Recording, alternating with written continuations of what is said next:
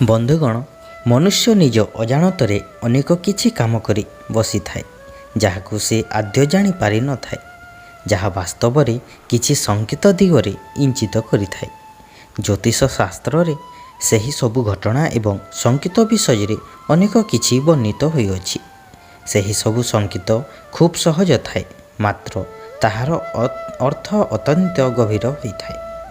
ଅନେକ ସମୟରେ କିଛି ଅଜଣା ଶକ୍ତିର ପ୍ରଭାବ କାରଣରୁ ମନୁଷ୍ୟ ଦ୍ୱାରା ଅନେକ କିଛି ଘଟଣା ଘଟିତ ଥାଏ, ଯାହାଦ୍ୱାରା ମନୁଷ୍ୟ ବିଚଳିତ ହୋଇଯାଏ। ମାତ୍ର ତାହାର କିଛି ଗୁରୁତ୍ୱପୂର୍ଣ୍ଣ ସଙ୍କେତ ରହିଥାଏ। ସେଥିମଧ୍ୟରୁ କିଛି ଶୁଭ ସଙ୍କେତ ଥାଏ, ଆଉ କିଛି ଅଶୁଭ ସଙ୍କେତ ରହିଥାଏ। ଅନେକ ସମୟରେ ମନୁଷ୍ୟ ଓଲଟା ପୋଷାକ ପିନ୍ଧିଥାଏ। ଏହିପରି ଥରେ ମାତା ଯଶୋଦା ଜଣେ ଋଷିଙ୍କୁ ଏହି ବିଷୟରେ ପଚାରିଥିଲେ ଯେ କୃଷ୍ଣ ଅନେକ ସମୟରେ ଓଲଟା କପଡ଼ା ପିନ୍ଧୁଥିଲେ। ଏହାର ଉତ୍ତରରେ ଋଷି ଜଣକ କହିଥିଲେ ଯେ ଅଜାଣତରେ ଓଲଟା କପଡ଼ା ପିନ୍ଧିବା ଅତ୍ୟନ୍ତ ଶୁଭ ହୋଇଥାଏ। ସେ କହିଥିଲେ ଯେ ଏହି ବାଲକ ଆଗାମୀ ସମାଜରେ ଖୁବ୍ ମହାନ ଏବଂ ବଡ଼ କାର୍ଯ୍ୟ କରିବାକୁ ଯାଉଛି। ସେହିପରି ମଧ୍ୟ ବାସ୍ତବରେ ଯଦି ମନୁଷ୍ୟ କୌଣସି ପରିସ୍ଥିତିରେ ଅଜାଣତରେ ଓଲଟା ଡ୍ରେସ୍ ପିନ୍ଧିଥାଏ, ତେବେ ତାହା ଶୁଭ ହୋଇଥାଏ। ନମ୍ବର 1, ଯଦି ଆପଣ କୌଣସି ଗୁରୁତ୍ୱପୂର୍ଣ୍ଣ କାର୍ଯ୍ୟ ଅର୍ଥାତ୍ ଚାକିରି କିମ୍ବା ବ୍ୟବସାୟ ପାଇଁ ବାହାରକୁ ଯାଉଛନ୍ତି ଏବଂ ଏହି ସମାଜରେ ଭୁଲରେ ଓଲଟା ଡ୍ରେସ୍ ପିନ୍ଧୁଛନ୍ତି, ତେବେ ତାହା ଅତ୍ୟନ୍ତ ଶୁଭ ସଙ୍କେତ ହୋଇଥାଏ। ଏହାର ଅର୍ଥ ଆପଣ କାର୍ଯ୍ୟରେ ସଫଳ ହେବେ। ନମ୍ବର 2, ଯଦି ଆପଣ କୌଣସି ସମୟରେ ଅନ୍ୟମନସ୍କ ରହୁଛନ୍ତି ଏବଂ ଆପଣଙ୍କ ଦ୍ୱାରା କିଛି ଭୁଲ ଭଟକା ହୋଇଯାଉଛି ଏବଂ ସେହି ସମୟରେ ଆପଣ ବାରମ୍ବାର ଓଲଟା ଡ୍ରେସ୍ ପିନ୍ଧୁଛନ୍ତି, ତେବେ ଏହାର ଅର୍ଥ ମଧ୍ୟ ଅତ୍ୟନ୍ତ ଶୁଭ ଅଟେ। ଏହାର ଅର୍ଥ ଆପଣଙ୍କୁ ବହୁତ ଜଲ୍ଦି କିଛି ଖୁବ୍ ଶୀଘ୍ର ମିଳିବାକୁ ଯାଉଛି।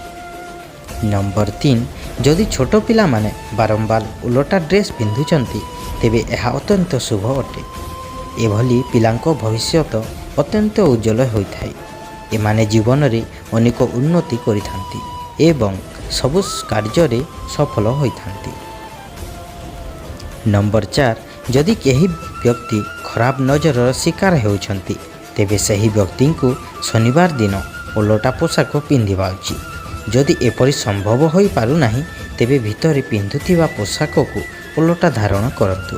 ଏପରି କଲେ ସେହି ବ୍ୟକ୍ତି ଉପରେ ପଡ଼ିଥିବା ଖରାପ ନଜର ମଧ୍ୟ ଓଲଟା ପଡ଼ିବ। ଯିଏ ଆପଣଙ୍କର ଖରାପ ଚାହୁଁଥିବ, ସେହି ବ୍ୟକ୍ତିର ହିଁ ଖରାପ ହେବ। ତେଣୁ ଶନିବାର ଦିନ ଓଲଟା ଡ୍ରେସ୍ ପିନ୍ଧିବା ଅତ୍ୟନ୍ତ ଶୁଭ ହୋଇଥାଏ। ନମ୍ବର 5, ଯଦି ଆପଣ କୌଣସି ନକାରାତ୍ମକ ସ୍ଥାନରେ ଦେଇ ଆସୁଛନ୍ତି, ତେବେ ଘରେ ପହଞ୍ଚି ଫ୍ରେଶ୍ ହୋଇ ପ୍ରଥମେ ପୋଷାକକୁ ଓଲଟା ପିନ୍ଧିବା ପରେ ତାହାକୁ ଠିକ୍ କରି ପିନ୍ଧନ୍ତୁ। ଏହାଦ୍ୱାରା ଯଦି ଆପଣଙ୍କ ସୁଲଭ ଉପରେ କେଉଁ ଖରାପ ନଜର ପଡ଼ିଥିବ, ତେବେ ତାହା ଠିକ୍ ହୋଇଯିବ। ନମ୍ବର 6, ଓଲଟା ଡ୍ରେସ୍ ପିନ୍ଧିବା ଶୁଭ ସଙ୍କେତ ହୋଇଥାଏ, କିନ୍ତୁ ଯଦି ଆପଣ ରାତିରେ ଶୋଇବା ସମୟରେ ଓଲଟା ଡ୍ରେସ୍ ପିନ୍ଧି ଶୁଅନ୍ତି, ତେବେ ତାହା ଆଦୌ ଶୁଭ ହୋଇନଥାଏ। ଏହାର ଅର୍ଥ ଆଗାମୀ ସମାଜରେ କିଛି ଖରାପ ଘଟିବାକୁ ଯାଉଛି ଏବଂ ଆପଣଙ୍କୁ ସାବଧାନ ରହିବା ଉଚିତ। ତେଣୁ ରାତିରେ ଶୋଇବା ପୂର୍ବରୁ ଏହି କଥା ପ୍ରତି ଖାସ୍ ଧ୍ୟାନ ଦିଅନ୍ତୁ। ନମ୍ବର 7, ଯଦି ଆପଣ ଭୁଲରେ ଓଲଟା ଡ୍ରେସ୍ ପିନ୍ଧି ମନ୍ଦିରକୁ ଚାଲି ଯାଉଛନ୍ତି, ତେବେ ଏହା ଅତ୍ୟନ୍ତ ଶୁଭ ସଙ୍କେତ ଅଟେ। ଏହାର ଅର୍ଥ ନିକଟ ଭବିଷ୍ୟତର ଆପଣଙ୍କୁ ଧନ ଲାଭ ହେବାକୁ ଯାଉଛି, ନଚେତ୍ ଆପଣଙ୍କ ଉପରକୁ ଆସୁଥିବା କୌଣସି ବଡ଼ ବିପଦ ଟଳିଯାଇଛି। ଯଦି ଭିଡ଼ିଓଟି ଭଲ ଲାଗିଥାଏ, ତାହେଲେ ଲାଇକ୍ କରି ଆମ ଚ୍ୟାନେଲକୁ ସବସ୍କ୍ରାଇବ୍ କରିନିଅନ୍ତୁ ଆଗକୁ ଏମିତି ନୂଆ ନୂଆ ଭିଡ଼ିଓ ଦେଖିବା ପାଇଁ।